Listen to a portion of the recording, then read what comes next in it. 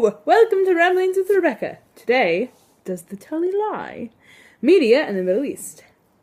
Several of you have asked about my course that I'm teaching for the Brilliant Club, which I rambled about several weeks ago. The Brilliant Club is a great nonprofit that takes PhD researchers from around England and places them in non-selective state schools to target high-achieving students in places where they're less likely to go to university. We teach university-style tutorials to small groups. They get homework, a final assignment, a grade, according to university mark schemes and all kinds of fun things. It's supposed to be kind of a teaser of what university is like, encourage them, raise their aspirations, give them some feedback. Should be grand fun. I'm really excited about it. I will be teaching years 9 and 10, so we're talking like 14 to 16-year-old-ish, on this course called Does the Telly Lie? Media in the Middle East, which is something that I designed based on my experiences and my own PhD research. The title is, of course, a bit edgy, rather purposefully.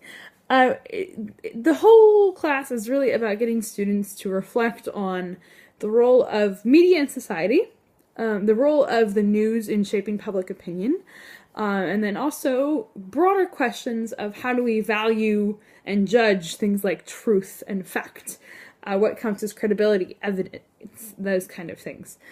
We're looking at the Middle East, and the students will learn some about the Middle East through it, but that's more a case study to get at the greater points of, think critically about what you're being told, and when are you being told the whole story or not, and that kind of thing. So several things happen throughout the course to hopefully help them do this.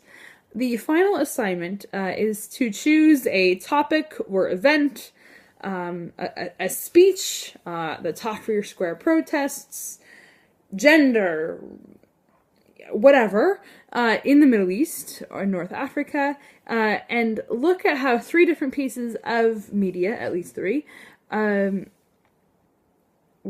look at that one event or issue or topic or whatever.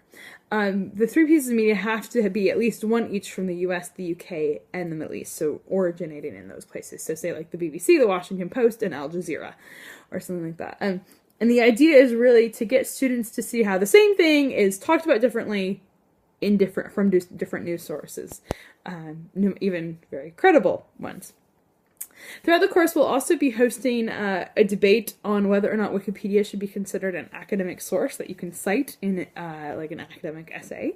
Get them to think about what counts as truth and fact and knowledge, and what is and is not credible knowledge in academic circles and news sources, those kind of things. They will be collecting other media samples on things throughout the course to reflect on, evaluate who's written them, what agenda or bias that person may or may not have, or that news source may or may not have, see what the other facts might be, speculate as to what might be missing, think about how that shapes their perceptions of a place or society. We'll be doing Tabloid Taboo, where I've collected a list of headlines from very credible and then slightly less credible news sources, and they have to guess which of the headlines are from tabloids or like trashy, very trashy newspapers versus very credible newspapers, and some of them I think probably will trick them. We've got a fun media quiz on just various facts or not facts about the Middle East to see what they think. So yeah, we'll be questioning epistemology, so, the study of knowledge, what is truth, how do we judge that in society, all kinds of fun things.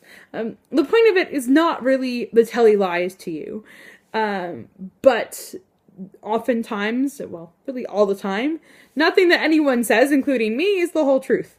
And just get students to reflect on what that means, where they might go looking for more information, how they might balance, taking into account perspectives and biases with also, the fact that a lot of this is information, that kind of thing. And of course, my ultimate goal with it is, to mentor a really cool group of students, and hopefully encourage them to not necessarily go on to university, but to have high expectations of themselves and the world around them, and, do their little bit to make the world a better place.